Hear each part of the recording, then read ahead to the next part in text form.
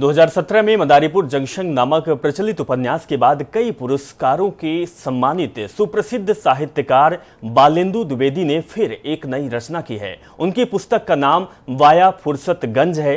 इसी रचना को लेकर साहित्यकार ने जनता टीवी से खास बातचीत की है। साहित्य की दुनिया में एक बड़ा नाम साहित्यकार बालेंदु द्विवेदी जी हमारे साथ मौजूद हैं। इन्होंने कई रचनाएं लिखी हैं, कई कृतियां हैं इनकी, जिनके चलते इनको काफ़ी पुरस्कार भी मिले हैं, सम्मानित किया गया है।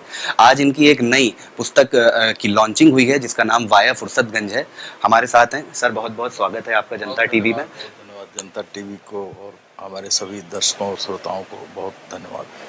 सर, आपकी पुस्तक है वाया फुर्सतगंज, किस तरीके के उसमें फुर्सत के लम्हे हैं और क्या कुछ आपने उसमें खुल के बताया है, कैसे रहा सर? देखिए, वाया फुर्सतगंज एक सटायर है, एक व्यंग है, राजनीतिक व्यंग है। और हमारा जो पॉलिटिकल सिस्टम है जिसमें हम काम करते हैं, किस तरीके से काम करता है और कैसे उसमें जो है नए नए तरीके से लोग एंट्री करते हैं, कैसे छल छद्म से अपने जो है अपने पहुंच से प्रतिभावान और योग्य लोगों को दरकिनार कर ऊपर पद हासिल करते हैं। और किस तरीके से वाया फुर्सतगंज, वाया का जो गांव है फुर्सतगंज, उसमें एक छोटी सी घटना किस तरीके से पूरे राष्ट्रीय फलक पर एक बड़ी घटना का रूप लेती है और कैसे कैसे सभी नीचे से लेकर ऊपर तक सभी इन्वॉल्व होते चलते हैं। एक काल्पनिक कथा के माध्यम से मैंने इस कहानी को कहने की कोशिश की। देखा जाता है कि जो मातृभाषा है हिंदी, लेकिन आज की जो यूथ है, लोग हैं, वो ज़्यादातर चाहते हैं कि हमारे बच्चे इंग्लिश मीडियम पढ़े। हिंदी भाषा कहीं ना कहीं पीछे जा रही है, तो उसके लिए सर साहित्यकार आजकल उस तरीके का माहौल नहीं देखा जाता, सर क्या कहेंगे? देखिए, साहित्य में हिंदी हमेशा केंद्र में है। पढ़ाई में जरूर अंग्रेजियत हावी हो रही है, लेकिन हमारा जो अपर मिडिल क्लास है, मिडिल क्लास और अपर मिडिल क्लास और हायर क्लास, वो सभी जो है इसको अंग्रेजी को ज़्यादा अहमियत देते हैं। लेकिन हिंदी हमारी मातृभाषा, हम जिस भाषा में पहला शब्द बोलते हैं वो है हिंदी। बोलियां अलग अलग स्थान के प्रभाव से हो सकती हैं, लेकिन हिंदी को हम इग्नोर करके कभी आगे नहीं बढ़ सकते। हिंदी को इग्नोर करके हिंदुस्तान कभी आगे नहीं बढ़ सकता।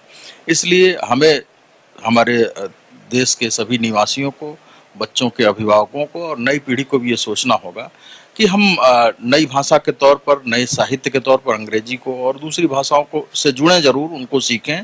अच्छी बात है, एक अंतर्राष्ट्रीय भाषा है, कॉन्टैक्ट लैंग्वेज है, लेकिन हिंदी को छोड़कर हमें आगे नहीं बढ़ना, हिंदी को साथ लेकर आगे बढ़ना है।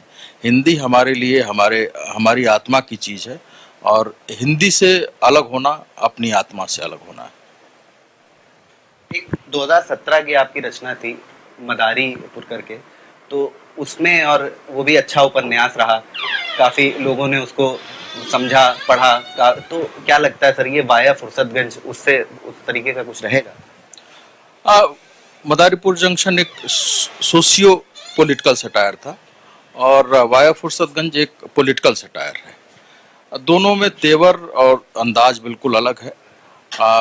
मदारीपुर जंक्शन की जो पृष्ठभूमि है वो भोजपुरी क्षेत्र की पृष्ठभूमि है। वाया फुर्सतगंज की जो पृष्ठभूमि है वो अवधी की पृष्ठभूमि है।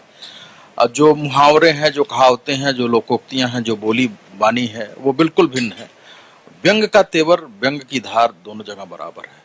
तो निश्चित रूप से जो मदारीपुर जंक्शन का जो टेस्ट जिन पाठकों ने लिया है, वो जब वाया फुर्सतगंज पढ़ेंगे तो उनको उसमें एक नए तरह का टेस्ट मिलेगा, ऐसा मेरा विश्वास है। कहाँ कहाँ ये पुस्तक अवेलेबल रहेगी जो पाठकों के लिए? वाया फुर्सतगंज और मदारीपुर जंक्शन दोनों किताबें अमेजन पर अवेलेबल हैं और इसके साथ ही साथ जितने भी देश के बड़े शहरों के बड़े स्टोर हैं, यूनिवर्सल से लेके व्हीलर्स और सभी बुक स्टॉल्स पर अवेलेबल हैं। लेकिन चूंकि ऑनलाइन खरीदारी का ज़माना है, तो अमेजन के साथ फ्लिपकार्ट और उर्दू बाजार सहित मार्क माई बुक सहित ढेर सारे ऐसे फोरम हैं जहाँ पर एक किताब उपलब्ध है। तो ये बालेंदु द्विवेदी जी थे, जो एक मशहूर साहित्यकार हैं। काफ़ी उपन्यास इन्होंने लिखे हैं। वाया फुर्सतगंज इनका एक नया उपन्यास है जो हर जगह अवेलेबल है। इनका कहना है स्टोर्स पर भी मौजूद हैं, ऑनलाइन भी अवेलेबल है। तो जो पाठक है उनसे उसी तरीके का प्रेम की इनको ख्वाहिश है जिस तरीके का मदारीपुर जंक्शन में पाठकों ने दिया था। वीडियो जर्नलिस्ट आशीष यादव के साथ अशर असरार, जनता टीवी, लखनऊ।